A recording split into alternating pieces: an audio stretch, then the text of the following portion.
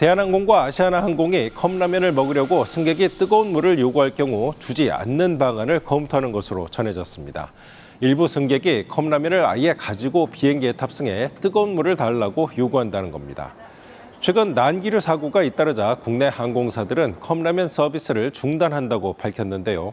뜨거운 국물에 승객과 승무원이 화상을 입는 등 다칠 수 있기 때문입니다.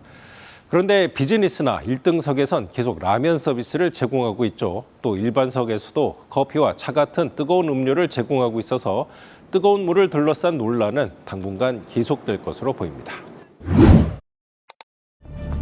기체는 요동치고 승객들은 공포에 떱니다. 짐칸에 박혀 있다 내려오는 한 승객. 스페인에서 우루과이로 향하던 비행기가 급 하강하면서 승객이 천장으로 솟구친 겁니다. Bastante horrible. Pensábamos que la quedábamos ahí, pero bueno, gracias a Dios no pasó mayores.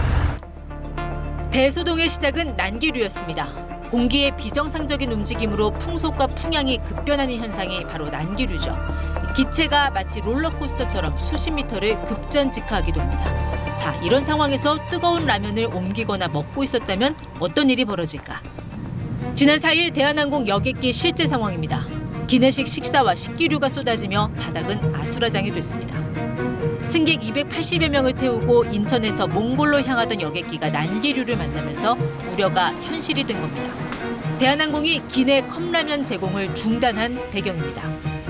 승객과 승무원들의 화상 위험, 그러니까 안전을 위한 조치라는 겁니다.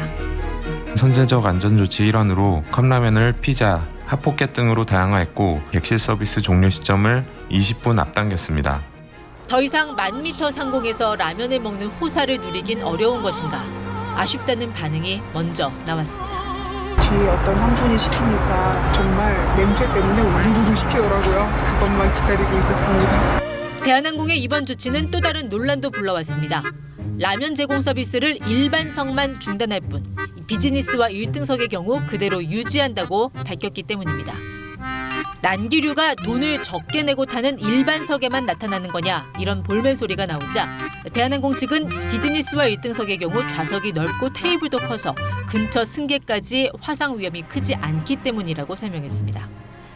그럼에도 유전 무사고, 무전 유사고냐라는 형평성 논란은 사그라들지 않고 있습니다. 요즘 제주항공이나 진에어 등 국내 LCC, 저비용 항공사들 많이 이용하시죠?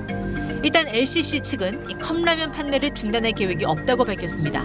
컵라면을 밀폐된 봉투에 넣어서 옮기고 종이 뚜껑에 스티커를 붙여 국물이 쏟아지는 걸 방지하는 등 안전 조치가 이미 시행되고 있다는 얘기입니다. 하지만 이들이 라면을 포기하지 못하는 이유, 수익성 때문이란 지적이 나옵니다. LCC의 경우 이 컵라면을 보통 한 개당 5,000원에 판매합니다. 기내 유료 판매 상품 매출의 30% 내외를 차지할 정도로 효자 품목입니다. 항공사들을 둘러싼 컵라면 논쟁, 난기류와 한국인의 라면 사랑이 만들어낸 진풍경입니다. 지금까지 이슈픽이었습니다.